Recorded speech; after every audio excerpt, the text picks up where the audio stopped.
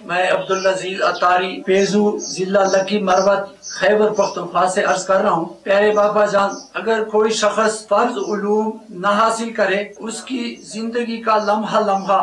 کیا گناہوں میں گزر رہا ہے؟ پیارے بابا جان اس ضمن میں ہماری رہنمائی فرمائے۔ حسب حال جس پر جو علم فرض ہوگا نا، جیسے کہ جس پر نماز فرض ہوئی،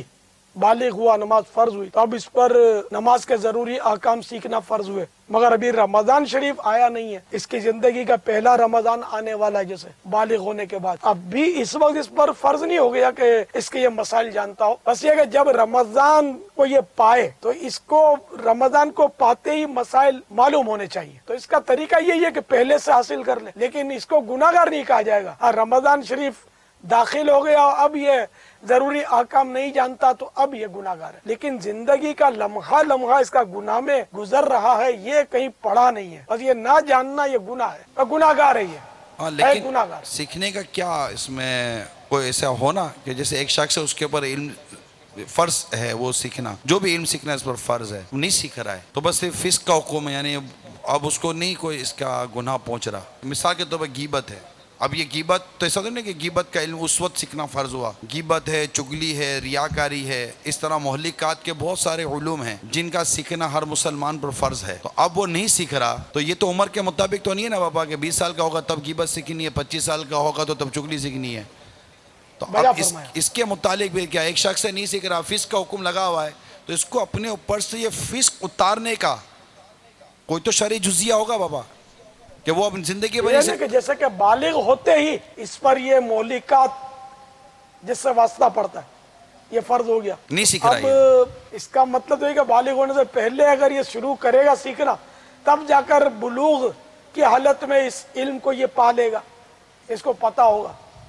ورنہ بالغ ہو کر شروع کرے گا سیکھنا تو جب تک تو کتنے گناہ کر چکا ہوگا۔ بابا جس طرح گناہ نماز کا کے میٹر بالغ ہونے سے شروع ہوا نا اس کا، جس طرح ہم نے مطلب سیکھا ہے جو سمجھا ہے کہ علماء جیسے کہ یہ نماز ہے تو 7 سال 10 سال کے بالغ ہونے سے پہلے یہ بچہ نماز کا عادی بن جائے کہ بالغ ہونے کے بعد اب اس کو نماز کی تربیت دیں گے تو یہ نماز پڑھتے نہ جانے کتنی نمازیں اپنی عمر کی شاید قضا کر جائے جی، تو اب یہ کہ ایک شخص کے اوپر جب علم یہ مہلکات کے خصوصیت کے ساتھ میں عرض کر رہا ہوں کہ اب یہ علم سیکھنا اگر اس کے اوپر فرض ہے اور یہ نہیں سیکھ رہا تو اس کے اوپر حکم فسق جیسے کہ بھی بتایا گیا، تو اب یہ کیا کرے کہ اس کے اوپر تو اس کے اتارنے کے لیے کوئی ٹائم فریم ہو یا کیا ہو؟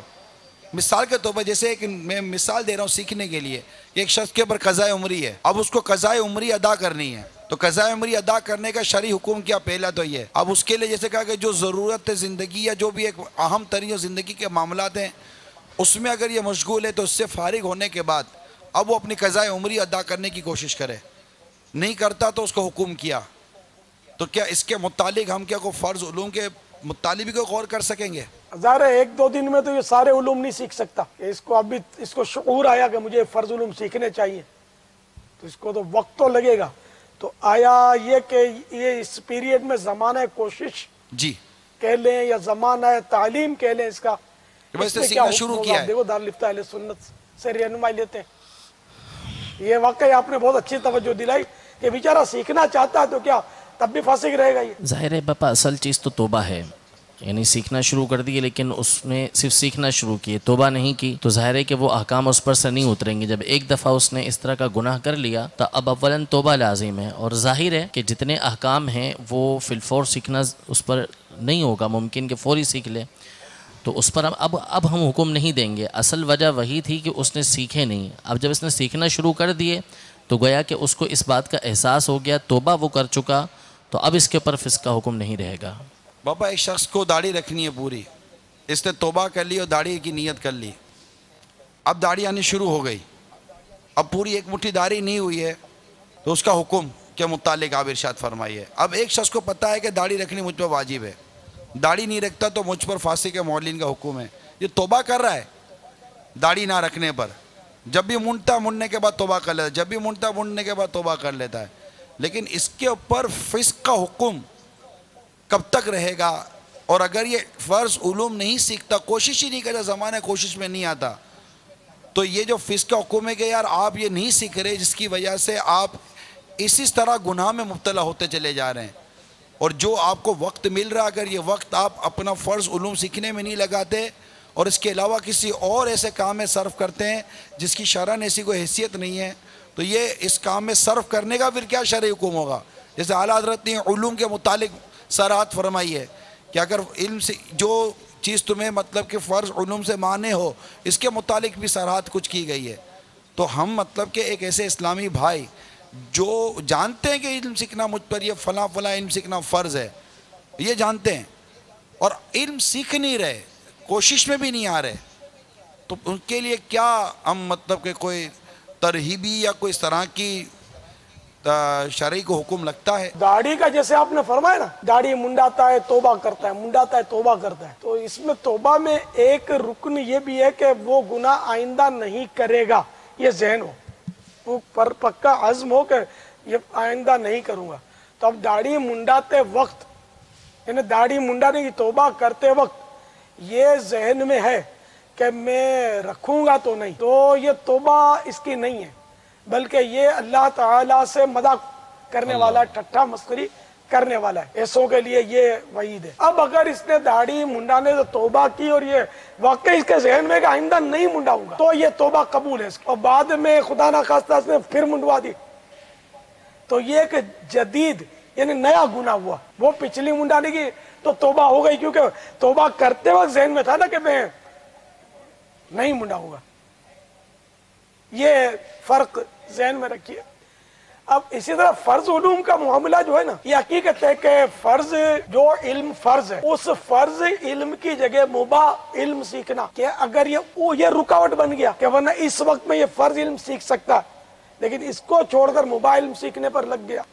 تو ایسا کرنا اعلیٰ حضرت نے فتح رضویہ شریف میں حرام لکھا۔ فرض علم سیکھنے کے لیے اس کو بھرپور وقت دینا ہوگا ہر طرح سے، مطلب یعنی کہ اس کے لیے جد و جہد کرنی پڑے گی۔ یہ فرض علم سے مراد یہی کہ یاد ہو جائے۔ اب غیبت کی تباہ کاریاں اس نے 10 بار پڑھ لی، بقول اس کا کہ میں نے 10 مرتبہ پڑھی ہے، اور جب اس کو پوچھا جائے کہ غیبت کی تعریف کیا ہے تو اب یہ بغلے جھانکتا ہو اور کچے کاٹتا ہو، تو یہ تھوڑی اس کو کہا جائے گا کہ یہ غیبت کا فرض علم جانتا ہے، اس کو بیچارے کو تعریف بھی یاد نہیں ہے، تو خالی اس نے ورق گردانی کی، ورق پھرائے، کوئی یاد ہی نہیں ہے اس کو۔ تو یہ یاد کرنا، یاد ہونا اس کو، یہ ضروری ہے، خالی پڑھ لینا کافی نہیں ہے۔ تو بہرحال فرض علوم سیکھنے کے لیے آپ دعوت اسلامی کے مدنی ماحول سے وابستہ رہیں، کتابیں پڑھتے رہیں، اور نہ سمجھ میں آئے تو دارالافتاء اہل سنت سے رجوع کرتے رہیں، پوچھتے رہیں، تو اس طرح انشاءاللہ مدنی قافلوں میں سفر کرتے رہیں تو سیکھتے رہیں گے انشاءاللہ۔ مختلف کورسز جو ہیں، یہ مدنی تربیتی کورس، اس میں فرض علوم سیکھنے کو ملتے ہیں، مدنی قافلہ کورس، اس میں فرض علوم سیکھنے کو مل سکتے ہیں۔ اسی طرح مختلف یہ خود درس نظامی جو ہے، اس میں کئی فرض علوم سیکھنے کو ملتے ہیں، لیکن ظاہر 100% فرض علوم تو کسی بھی کورس میں سیکھنے کو نہیں ملیں گے، کہ ہر ایک کے اپنے اپنے حسب حال ہے۔ تو فرض علوم سیکھنے پہ لگ جائیں تو انشاءاللہ بیڑا پار ہوگا، باقی عبادتیں کرتے رہیں گے، آپ جو کچھ کرتے رہیں گے تو نہ صالح مومن صالح بن ہی نہیں سکتا نا، فرض علوم نہیں جانتا تو نہ آپ نیک بندے کہلائیں گے، چاہے آپ تہجد پڑھتے رہیں، کچھ بھی کرتے رہیں، ساری زندگی روزہ رکھیں، روزانہ ساری رات عبادت کریں، اور اگر فرض علوم نہیں جانتے تو گناہگار ہی گناہگار ہیں، فاسق ہیں، اور ہر وقت لعنت میں ڈوبا ہوا ہوتا ہے فاسق جو ہوتا ہے۔ صلو علی الحبیب صلی اللہ تعالی علی محمد۔ مجھے اپنی اور ساری دنیا کے لوگوں کی اصلاح کی کوشش کرنی ہے۔